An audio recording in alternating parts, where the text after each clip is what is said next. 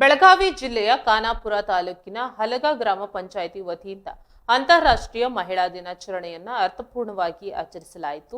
Women's day ನಮ್ಮ ಗ್ರಾಮ ನಮ್ಮ ಪರಂಪರೆ ಎಂಬ ಘೋಷವಾಕ್ಯದೊಂದಿಗೆ ನಡೆದ ಈ ಕಾರ್ಯಕ್ರಮವು ಗ್ರಾಮಸ್ಥರಲ್ಲಿ ವಿಶೇಷ ಉತ್ಸಾಹ ಮೂಡಿಸಿತ್ತು. ಕಾರ್ಯಕ್ರಮದ ಮುಖ್ಯ ಅತಿಥಿಗಳಾಗಿ ಹಲಗ ಗ್ರಾಮ ಪಂಚಾಯತ್ ಆಡಳಿತಾಧಿಕಾರಿ ಸತೀಶ್ ಮಾವಿನಕೊಪ್ಪ ಅವರು ಭಾಗವಹಿಸಿದ್ದರು.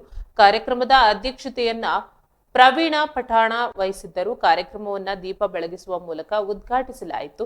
ಮುಖ್ಯ ಅತಿಥಿ ಸತೀಶ್ ಮಾವಿನಕೊಪ್ಪ ಅವರು ಮಹಿಳಾ ದಿನದ ಮಹತ್ವವನ್ನ ವಿವರಿಸುತ್ತಾ ಮಹಿಳೆಯರ ಸಬಲೀಕರಣಕ್ಕೆ ಸರ್ಕಾರ ಕೈಗೊಂಡಿರುವ ವಿವಿಧ ಯೋಜನೆಗಳ ಬಗ್ಗೆ ಮಾಹಿತಿ ನೀಡಿದ್ದಾರೆ. ತಾಲೂಕು ಪಂಚಾಯತ್ ಮೂಲಕ ಮಹಿಳೆಯರಿಗೆ ದೊರೆಯುವ ಸೌಲಭ್ಯಗಳ ಕುರಿತು ಅವರು ಮಾರ್ಗದರ್ಶನ ನೀಡಿದ್ದಾರೆ. ಗ್ರಾಮೀಣ ಮಹಿಳೆಯರು ಸರ್ಕಾರದ ಯೋಜನೆಗಳನ್ನ ಸದುಪಯೋಗ ಪಡೆದುಕೊಳ್ಳಬೇಕು ಎಂದು ಕರೆ ನೀಡಿದ್ದಾರೆ.